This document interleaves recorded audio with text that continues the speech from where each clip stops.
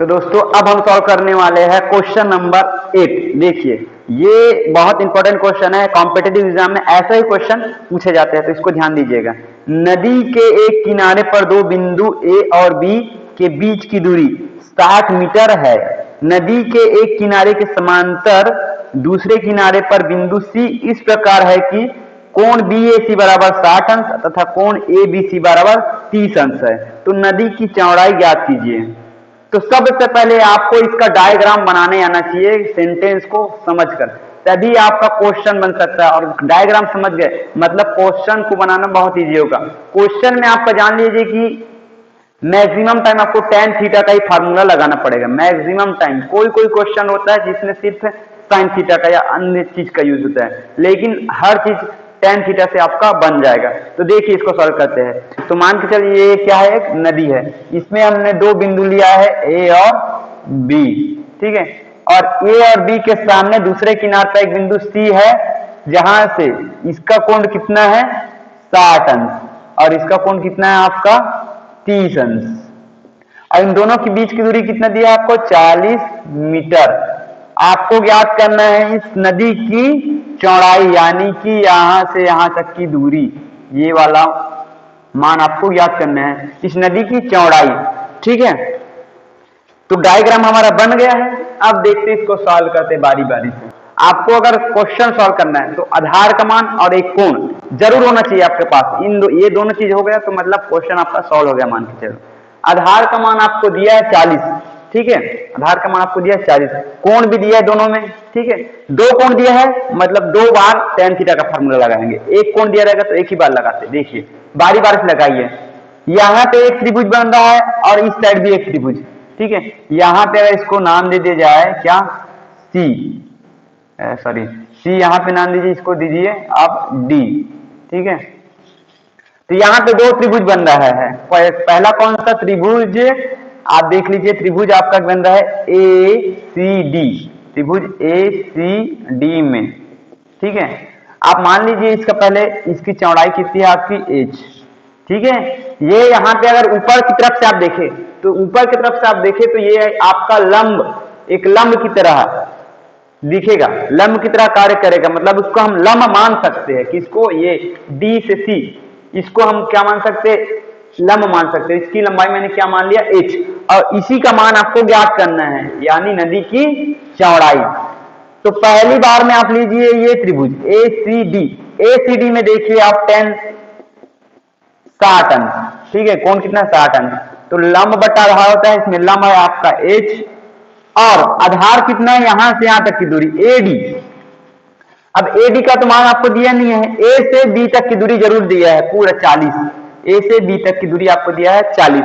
तो आप एडी कैसे मान रखोगे, एडी का मान, तो यहां पे आपको एडी का मान लेना है x, ठीक है। एडी का मान आपको मान लेना है x।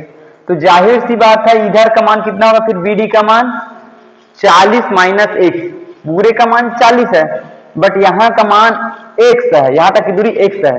तो इधर का दूरी कितना हो जाएगा आपका 40 माइनस x, ठीक है। 40 में आप x से हटा दीजिए, ठीक। यहाँ से b से b तक की दूरी 40 माइनस x होगा।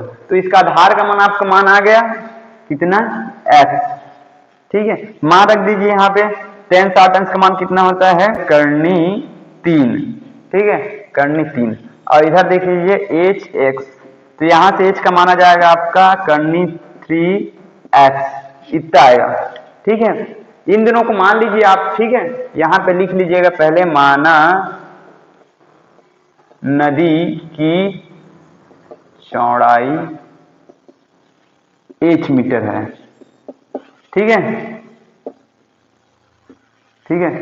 तथा एडी बराबर मान लीजिए x, तब बीडी बराबर क्या हो जाएगा आपका, बीडी बराबर होगा आपका 40 माइनस x मीटर। इसको पहले मान लीजिए, उसके बाद ये सॉल्व कीजिए। तो यहाँ पे कुल h का मान हमारा कितना है, कर्णी 3x। ये h का मेन वैल्यू ये नहीं है, आपका h का एक न्यूमेरिकल वैल्यू आएगा विदाउट x के बगैर, ठीक है। आगे सॉल्व कीजिए। अभी हमने ये त्रिभुज लिया, अब आप एक बार ये त्रिभुज लीजिए, कौन सा, BCD त्रिभुज बी सी डी, इसमें भी आप लीजिए टेन थीटा का फॉर्मूला, टेन टीसन्स लेना इसमें, टेन टीसन्स। और लंब इसके लिए क्या है, एच है, लंब क्या है, एच। और आधार कितना जाएगा आपका, आधार का मान हो जाएगा 40 माइनस एक्स।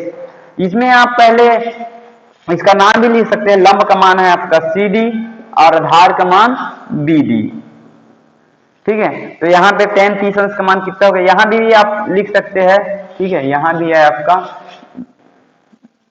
सी डी और ए डी, इसमें भी आप उसका भुजा का नाम लिख सकते हैं, ज्यादा कंफ्यूज नहीं होने की बात नहीं होगी इसके बाद।